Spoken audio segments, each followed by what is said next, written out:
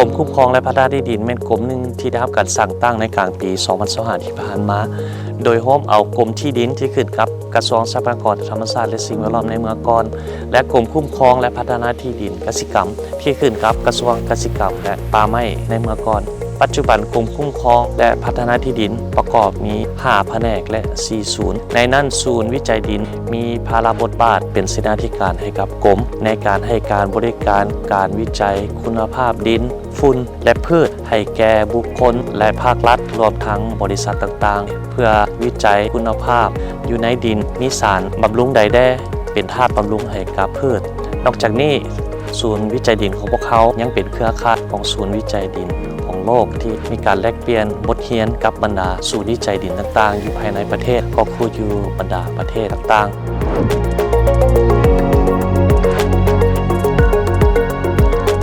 ในปัจจุบันแล้วยังมีความจำเป็นที่จะต้องได้สืบต่อ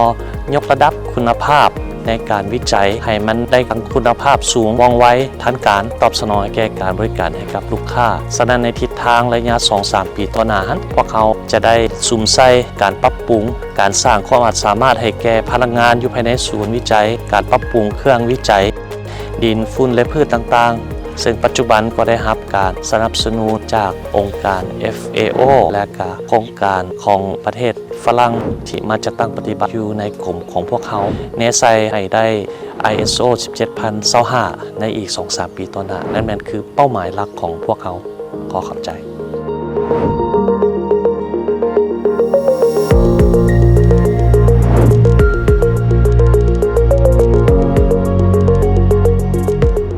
สำหรับศูนย์วิจัยดินพวกเขาเนาะมีพนักงานทั้งหมดอยู่ 14 คนเนาะในนั้นก็มาจากหลากหลายวิชาที่ว่าบ่แม่นวิทยาศาสตร์ดินจากจำนวนพนักงานที่เฮามีก็เขียนว่าเฮาก็ยังขาดวิชาการเฉพาะด้านจำนวนหลายนอกนั้นเฮาก็ยังมีข้อจำกัดทางด้านงบประมาณฉะนั้นการสร้างความเข้มแข็งให้บุคลากรก็เป็นสิ่งท้าทายอันหนึ่ง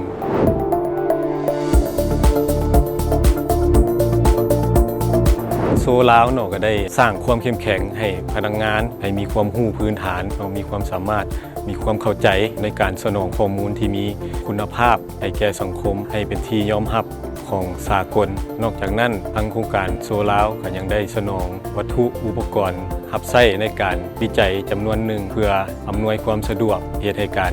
วิจัยมีคุณภาพว่องไวขึ้นเนาะเจ้า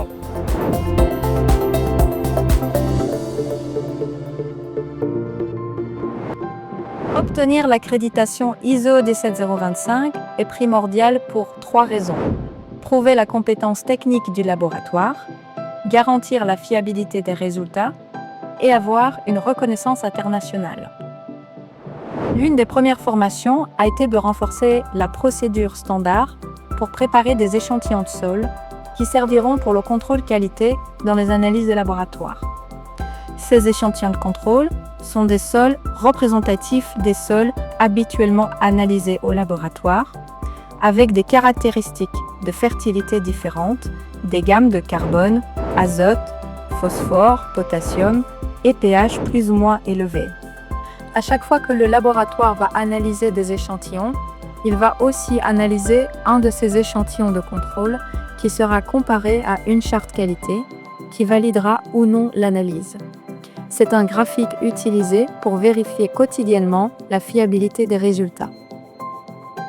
Durant cette formation, les techniciens ont appris à les préparer et à les stocker selon une procédure reconnue et standardisée.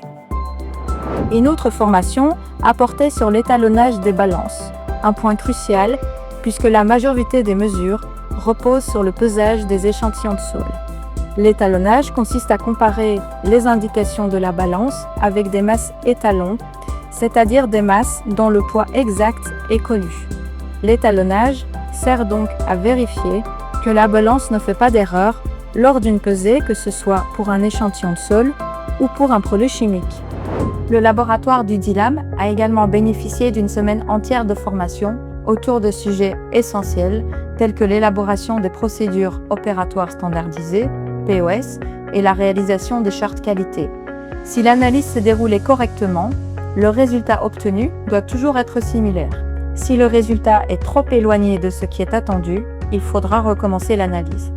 Selon la norme au 17025, toutes les opérations réalisées par un laboratoire doivent être décrites dans des documents consultables à tout moment. Durant cette formation, chaque membre du personnel a été suivi et évalué sur ses compétences aux procédures analytiques. Ces principes d'assurance qualité sont utilisés par tous les laboratoires accrédités dans le monde. Cela permet d'avoir des résultats comparables avec ceux qui seraient obtenus dans n'importe quel autre laboratoire accrédité.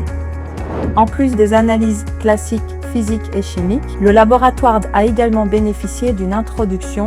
à l'analyse des nématodes du sol, des petits vers microscopiques dont certains peuvent être à l'origine de problèmes pour la santé des plantes, la santé humaine et la santé animale. Les participants ont pu découvrir les méthodes d'extraction de ces organismes et les observer au microscope. Cette compétence pourrait être développée au laboratoire à l'avenir.